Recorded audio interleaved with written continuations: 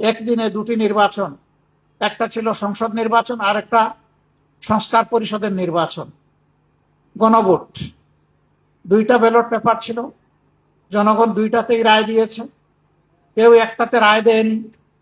এর আগে আমরা সমস্ত রাজনৈতিক দলগুলা বলেছিলাম গণভোটের রায় আমরা সকলে মেনে নেব এবং সেই অনুযায়ী দেশ পরিচালিত হবে। কিন্তু ভোট অনুষ্ঠিত হলো, তারপরের দিনই বর্তমান সরকারি দল তারা তাদের ধারণা পরিবর্তন করলেন, তারা গণভোটকে অস্বীকার করলেন।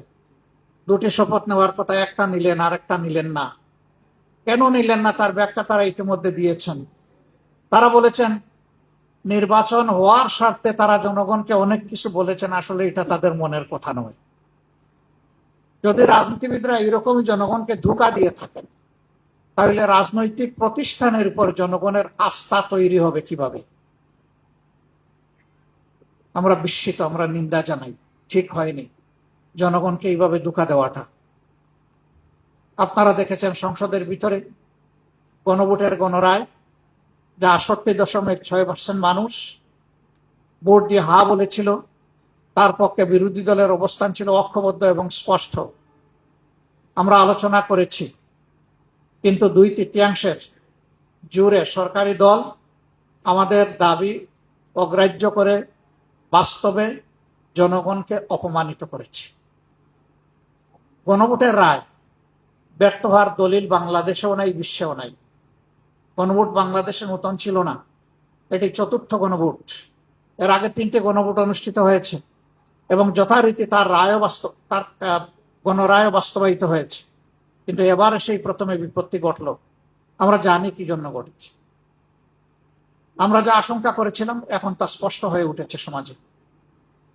আর্থিক, রাজনৈতিক, প্রাতিষ্ঠানিক, সাংবিধানিক সকল জায়গায় আজকে নির্লজ্জ রাজনৈতিক হস্তক্ষেপ একেবারেই স্পষ্ট।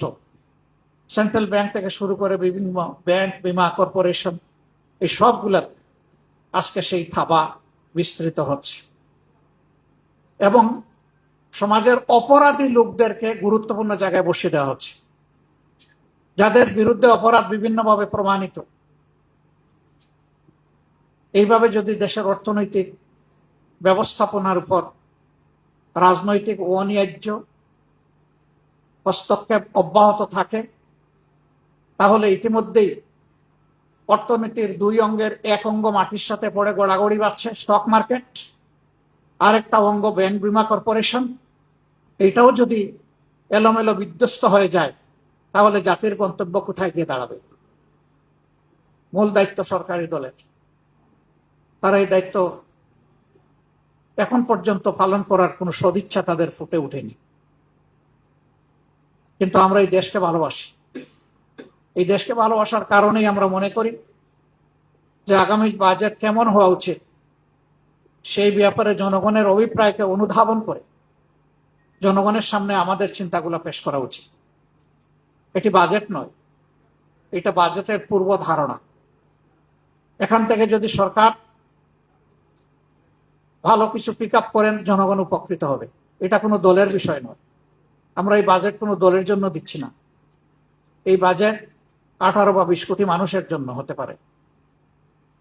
আমরা যে প্রস্তাবনাটা জনগণের সামনে পেশ করব, এটা শর্ত আছে। এই বাজেট বাস্তবায়নের জন্য সততা, স্বচ্ছতা লাগবে, জবাবদিহিতা লাগবে। সততা, স্বচ্ছতা, জবাবদিহিতা যদি নিশ্চিত করা যায়, আমরা মনে করি যে বাজেট প্রস্তাবনা আমরা করব সেটা অবশ্যই অর্জনযোগ্য, এটা অর্জন করা সম্ভব। কিন্তু যদি সততা, স্বচ্ছতা এবং অ্যাকাউন্টেবিলিটি না থাকে, তাহলে যে বাজেট সরকারি দেব ওই বাজেট কার্যকর হবে না। আরো কিছু বিষয় আমাদের প্রস্তাবনায় থাকবে, সেটা এখানে এবং সংসদে। আমাদের ফিসকাল ইয়ার হচ্ছে জুলাই টু জুন। জুন মাস বর্ষা, খরা, দুর্যোগ, সাইক্লোন এগুলাতে সাধারণত আমাদের দেশ আক্রান্ত হয়। আমরা লক্ষ্য করি এডিপির একটা বিশাল অংশ শেষের 2 মাসে তাড়াহুড়া করে বাস্তবায়নের চেষ্টা করা হয়। এটি বাস্তবায়ন নয়, এটি হচ্ছে গণলুটপাট। এর সুফল জনগণ পায় না, কিছু অসৎ সুবিধাভোগীদের পকেটে এর সুফল চলে যায়। আমরা সংসদে প্রস্তাব দেব যে আমাদের ফিসকাল ইয়ারটি ক্যালেন্ডার ইয়ারের সাথে মিলিয়ে করা হোক, তাহলে বর্ষার পানিতে আমাদের টাকাগুলা ধুয়ে মুছে সাফ হয়ে যাবে না, এই টাকাগুলার খবর পাওয়া যাবে ইনশাল্লাহ। নিয়ম রয়েছে, সম্পূরক বাজেট বৎসর পুরা হওয়ার মিনিমাম 3 মাস আগে সংসদে পেশ করতে হবে, কিন্তু আমরা সম্পূরক বাজেট পাবো এই শেষ মাসে। বৈধ অবৈধ, ন্যায্য অন্যায্য সব খরচ হয়ে গেল, কালো সাদা একাকার হয়ে গেল, তারপরে সম্পূরক বাজেট সংসদের সামনে আসলো, তাতে জনগণের লাভ কি? আমরা কথা বললেই বা তার বেনিফিট কি? এই বিষয়গুলো আমাদের আগামীতে সংসদের ভিতরে প্রস্তাবনায় থাকবে ইনশাল্লাহ। আরো অনেকগুলো মৌলিক বিষয়, আমাদের ট্যাক্সেশন কালেকশনের যে পদ্ধতি রয়েছে এটা দারুণ ত্রুটিপূর্ণ। যারা ট্যাক্স দেন তারা 3টা ট্যাক্স দেন, একটা ট্যাক্স ট্রেজারিতে জমা হয়, একটা কিছু ব্যক্তির পকেটে যায় যারা ট্যাক্স কালেকশন করেন, আমি সবার কথা বলছি না কিন্তু অনেকেই, আরেকটা চাঁদাবাজদের পকেটে যায়, ব্যবসায়ীরা অতিষ্ঠ, যার কারণে ট্রেজারির ট্যাক্সটা তার টার্নওভার ভলিউমের দিক থেকে ছোট হয়ে আসে। এখানে যদি সততা এবং স্বচ্ছতা মেনটেন করা যায়, অটোমেটিক্যালি ব্যবসায়ীরা বিপুল উৎসাহ নিয়ে আরো বেশি ট্যাক্স দিবেন জনগণ, রাষ্ট্রকে, রাষ্ট্র এবং জনগণ উপকৃত হবে।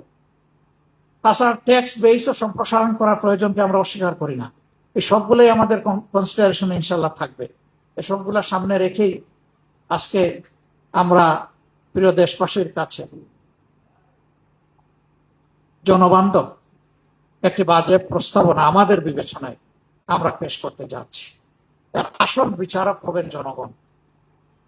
এই বাজেট পেশ করার পরে আমরা সচেতন জনগণের কাছ থেকে ফিডব্যাক আশা করব।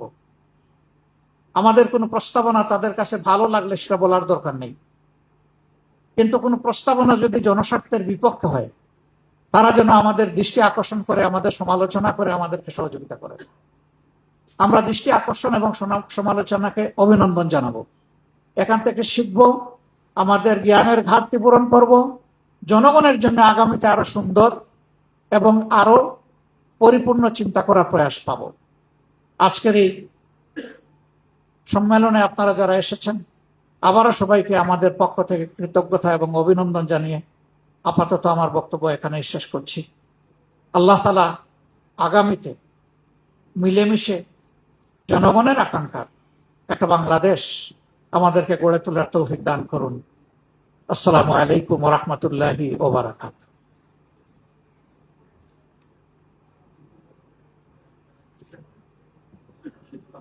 সম্মানিত সাংবাদিক বন্ধুগণ, সম্মানিত সুধী মণ্ডলী, সম্মানিত